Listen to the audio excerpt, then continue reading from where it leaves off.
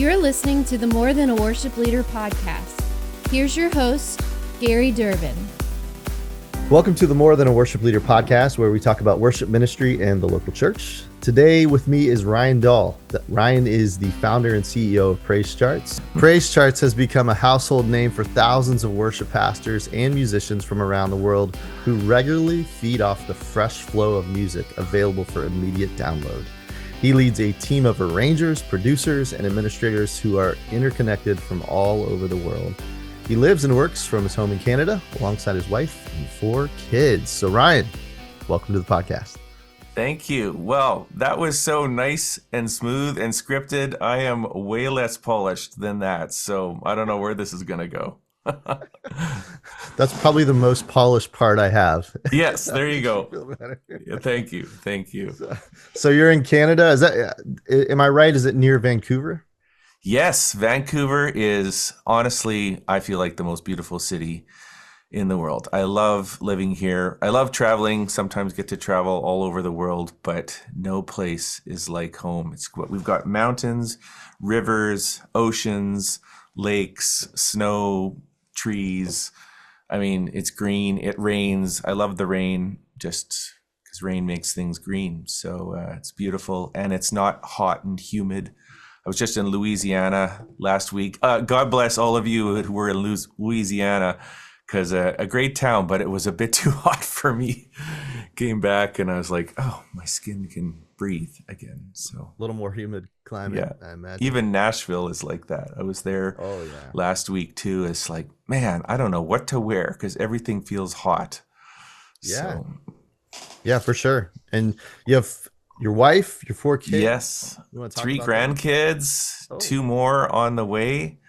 They were just over for dinner last night, and boy, that adjusts your perspective on life. When I really, really think now in terms of generations, raising up kids who are raising up kids who will raise up kids, and I would love to see elements of my life ripple out into even hundreds of years in small ways. So that's pretty fun. We love our kids, of course, and grandkids. And the best part is I've got my oldest granddaughter, Nova.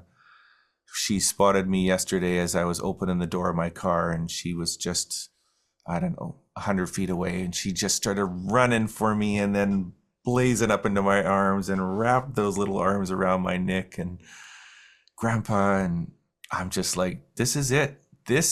I have arrived. There is no other joy than to have that. So I love that. Yeah. My oldest son, he just got married in July. So he's the first to get married. And I've heard good things about the grandparenting stage. Yes. Oh, yeah. It's going to be great. That's awesome, man. Well, before Praise Charts, you're a worship pastor. Do you want to talk about that journey into worship ministry? Yeah. Just as you asked the question, I almost feel like the birthing vision of Praise Charts started right alongside me being in worship ministry, because I can remember the first time I ever led with a guitar. It was at some camp and I was 18 years old. And then you need lyrics and you need chords and you need to start learning these chords. And I started collecting songs, and that became this journey where, looking back, I realized I was almost equally fascinated with finding the music, writing the lyrics and chords down and learning them, and then collecting the songs at the same time as I was leading the songs. And I was constantly watching and experiencing, how are people responding? How am I, how much do they love these songs? How are they connecting with them? What's the environment like? How is the band doing? I mean, my mind just was running on many different tracks. Probably the prevailing motivation that was deep in me is I wanted to lead people to sing. I never felt like I had a performing voice. I was no church soloist. I was nothing like that. My vocal range is fairly narrow and, just slightly beyond an average congregation. I've always felt a little sheepish about that. Like, why can't I sing the high G like Tomlin or Phil Wickham or Brandon Lake? It's just, but no, I'm stretching even at a D. but it keeps me grounded and in tune with, this is not about me. This is about them and leading people in singing. And I think that that's probably the propelling, vision inside of me, even as it came out into praise charts. And I still get to lead worship a lot. I want to, as much as I ever did, I'm almost always clicking yes on the planning center invitation if someone says, can you come?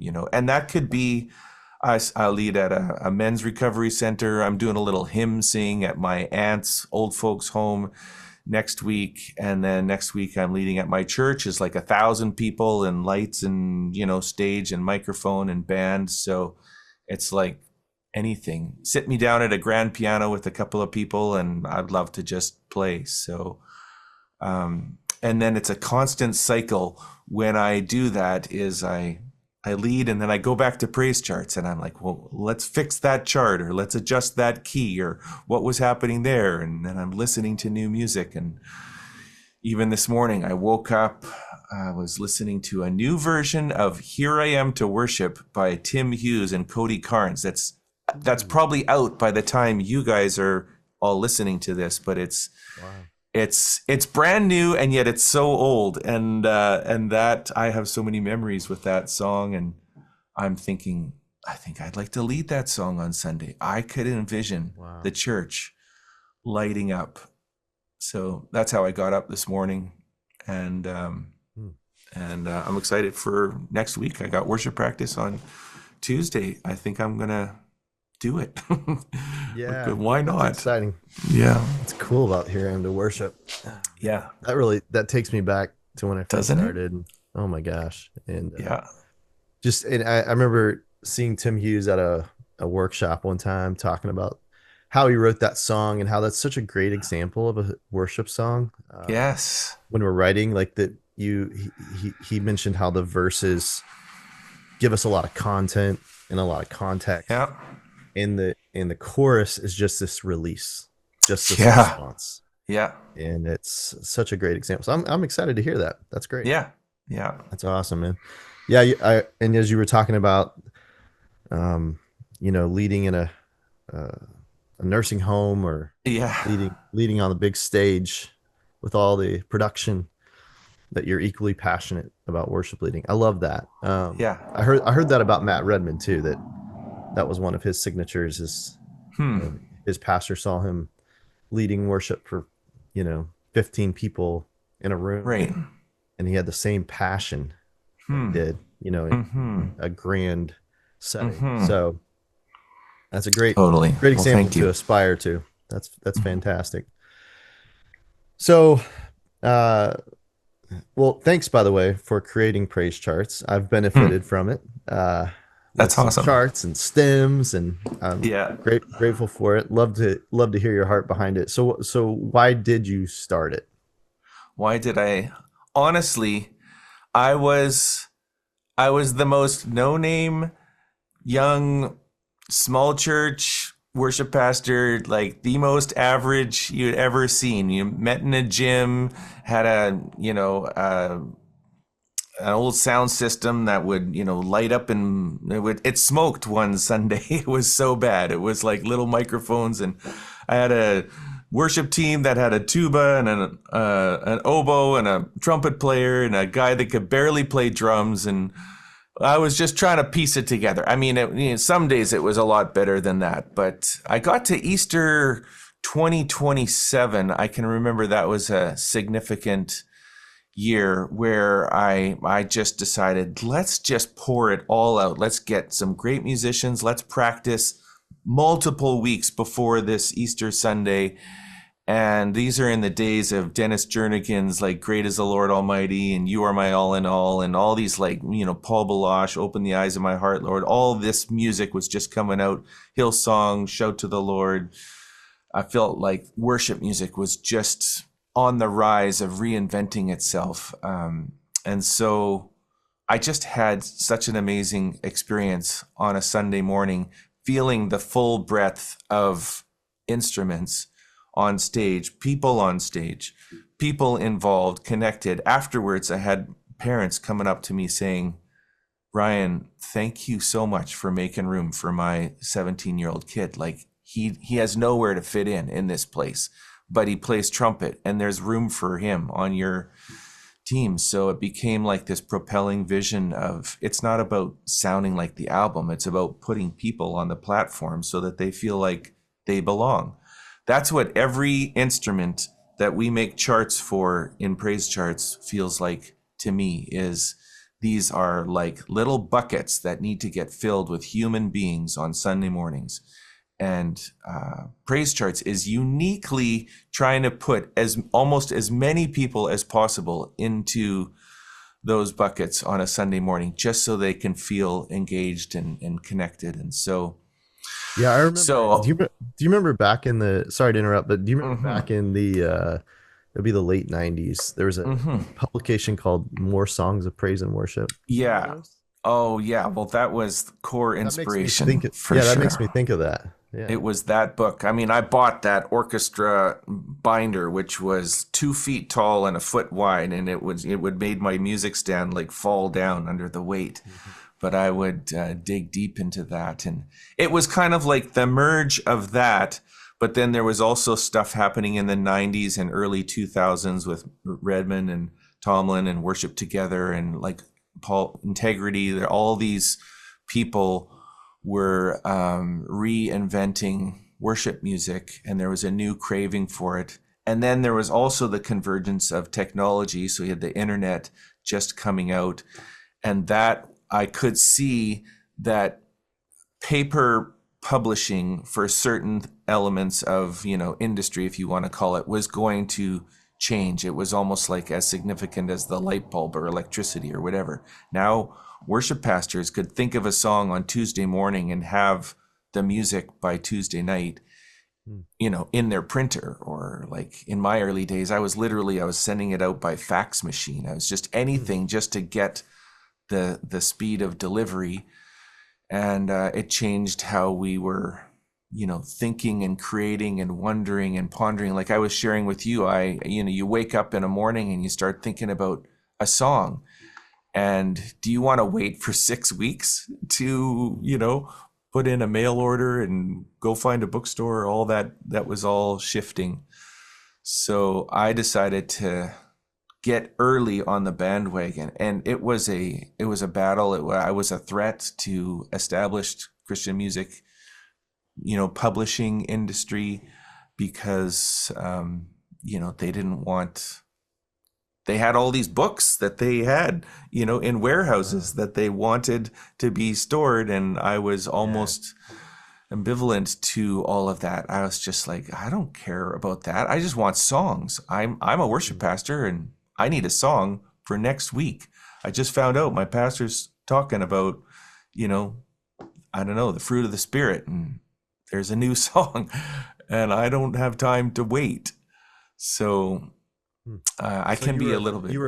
So you were a threat to the current publishing. Is that what it was? Yeah, I think in some ways, in the very early years, I maybe was not a threat. I was probably more like let them do this thing, sure, nothing's going to happen. But then as it went on into the 2005 to 2015, like those were the core years of really figuring out, how is this going to work in established music industry? Is this little upstart worship leader from Langley, British Columbia, literally going to like insert himself into this train that has been rolling for 50 years? There's entire church music publishing association industries that shepherd all of that, and there's royalties and copyrights and legal contracts and all of that stuff. I mean, I could see how it looked looking at me. I literally sat across from some guy who was giving me business advice in 1999, and he was like, here's a reality. You're going to fail. So let's just cut to the chase. This isn't going anywhere. Nobody starts something like this, and it's not going anywhere. So I had to face all of that, and also had to reconcile some of my own naivety about how music worked, how industry works. It's, for all of you worship leaders out there who just like songs, the reality is there is a process of how a song goes, from a songwriter to his administrator to the copyright to the permissions. And it's not just, oh, here's a song, everybody can just sing it for free. People make a living making music. And so I had to kind of intersect with all of that. But I don't know, I just kept going. And I had this driving vision. Perhaps it was inspired by, I just want to get as much music to as many worship pastors as quickly as possible with as high as enough quality that we can, it's almost like we can start to just feel and pray and think and observe and respond in real time. That was the new vision that I was imagining. Is like, I'm just thinking right now, imagine, is it Thomas Edison who invents the light bulb, which you can switch on. Of course, we all just want to switch on the light. But before that, it was like, well, you had to light a fire to get some light. And to light a fire, you need to go get firewood, and you have to stoke it. And maybe half an hour later, you have light and warmth. And so that's what was happening to music industry. It was, we were going from that mode to I just want to flick on the light and have the song right now. And that's through the magic of the internet, which was somewhat new back then. I'm thinking of the .coms too. So you were able to get in early and get praisecharts.com. And I know, crazy. That's the guy who created YouVersion. I went down to Oklahoma. I don't know, probably about 10 years ago, doing some research, and was introduced to some of the leaders of Life Church, which is where YouVersion came out of. Mm-hmm. And apparently that guy, I mean, he got his start by having the foresight of the .coms. So back in the 90s, he just gobbled up a ton of .coms and made a bunch of money. But just fascinating stuff. Well, at least he used the money to make something, purposeful. So I would say so. Well, that's great.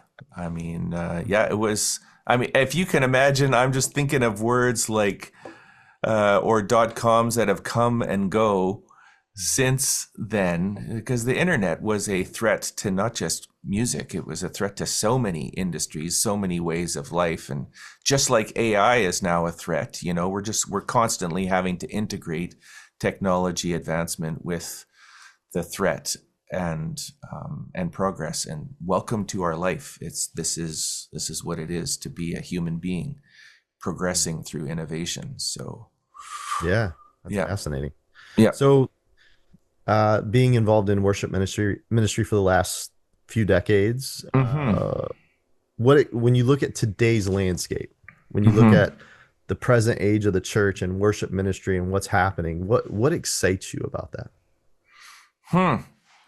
Well, I do get excited about a lot of new music being written. I think that's incredible. I get excited about the platform being kind of leveled a bit, where everybody can feel like at least they have access to, if they want to develop a craft of writing music, there is an audience that would potentially listen. So I think that's incredible. It still seems, though, that the really great songwriters and artists are going to rise to the surface, and you realize that not anyone can write a song just because you have GarageBand on your laptop. But that does make me excited. I do see a lot of technology also as a form of artistic creative expression.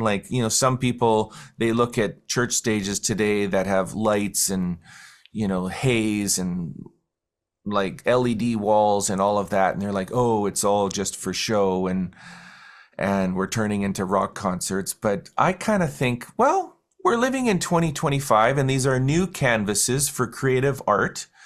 And why not? Why can't we go from painting on a canvas to graphic design and even, spatial design? And I was just in Nashville at the Belonging Co. Church, as many people would have heard of that. And I was quite mesmerized by the intentionality of light and space and sound and presence and so many things. And I think they're not just trying to put on a show, like they're really thinking about how to engage their congregation in worship. And so I'm excited about that. Just to put that little technology twist is, I don't feel threatened by technology. I feel like, let's just make it a new palette to paint with.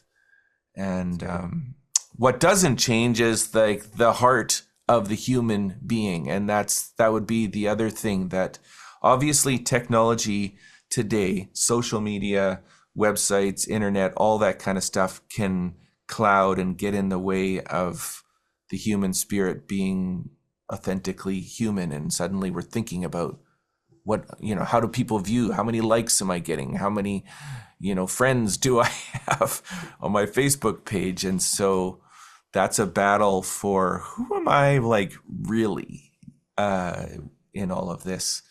And a bit of an example for me in some of that, because I was a worship pastor and then I wasn't.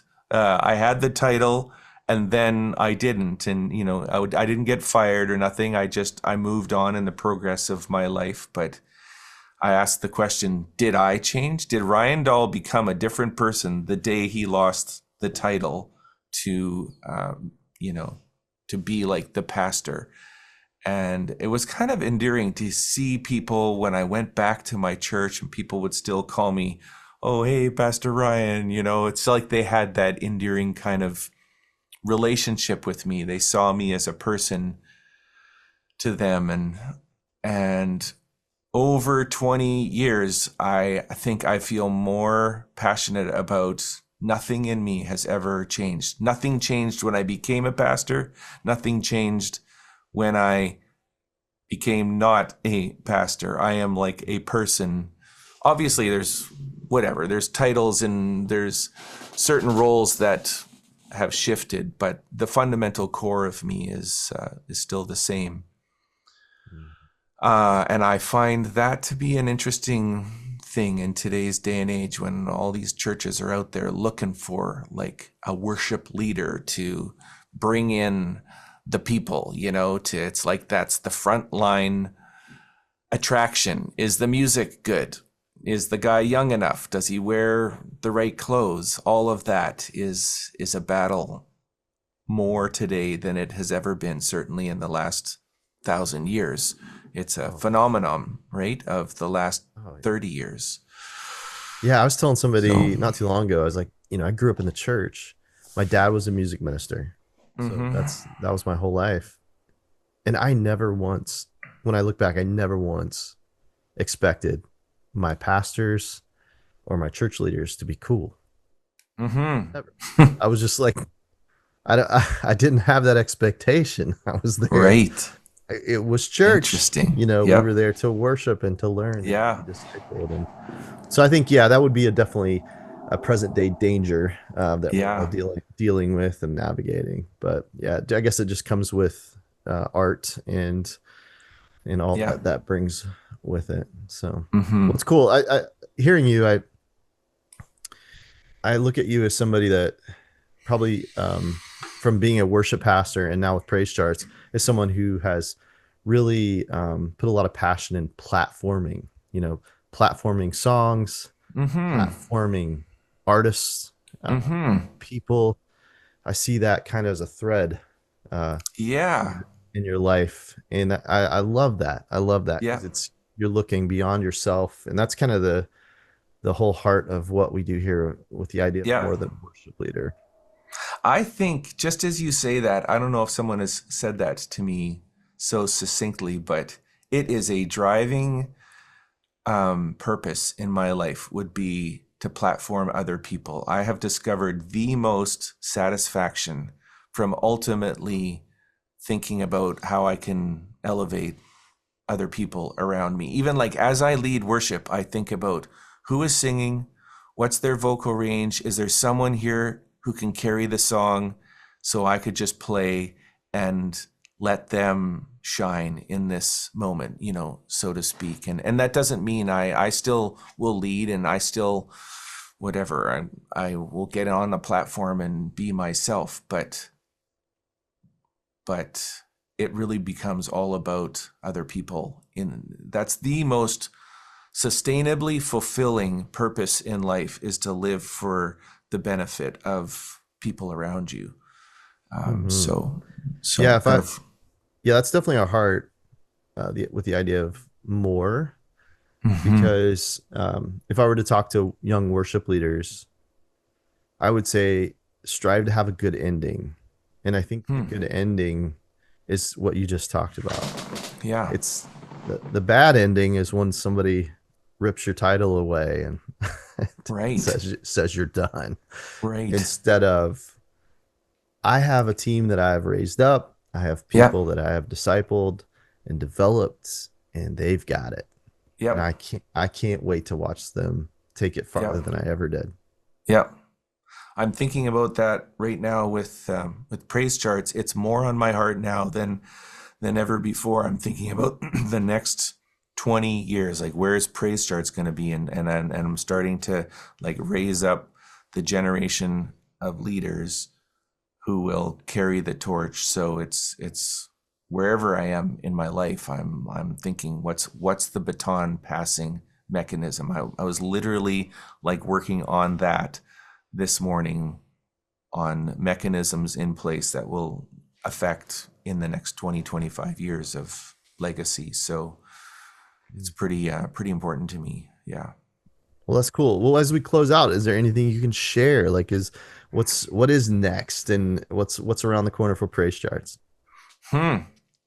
Okay. Well, I'll give you this, is I think we're in 27 years now. For the first 27 years, I feel like Praise Charts has been a place for worship pastors to come, get the music, download it, and then export it to their team, usually through Planning Center or whatever. But that's been like the mode.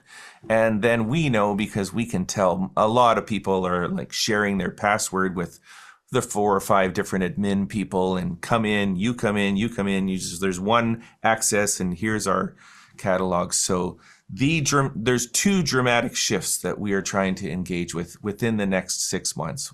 One is that you can come in, and now you can be a gateway to your team to also come in, and everybody's like got access to a unified catalog of all the music.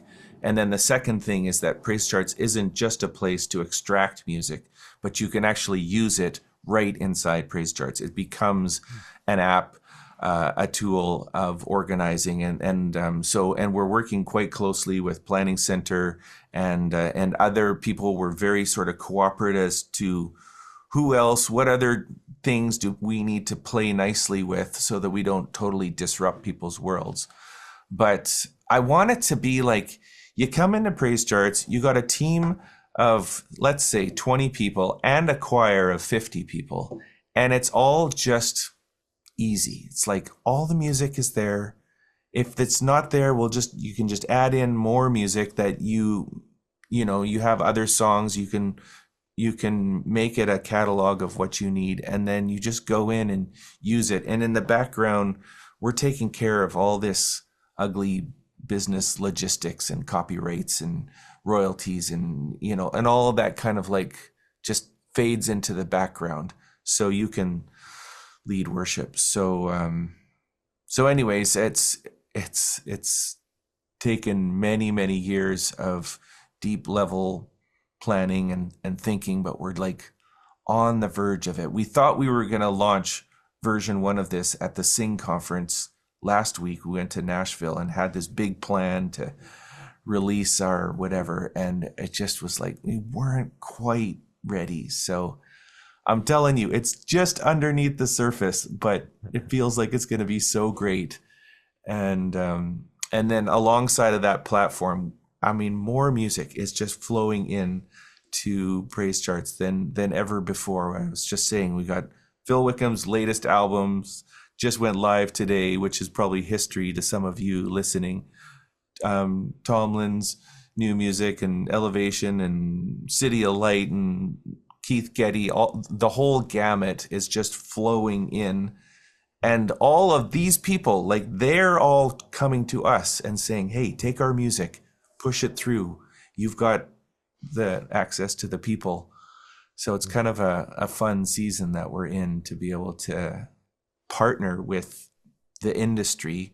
And it's almost like we're straddling between the worship leader and, you know, the industry, and we're this like midway point to meet.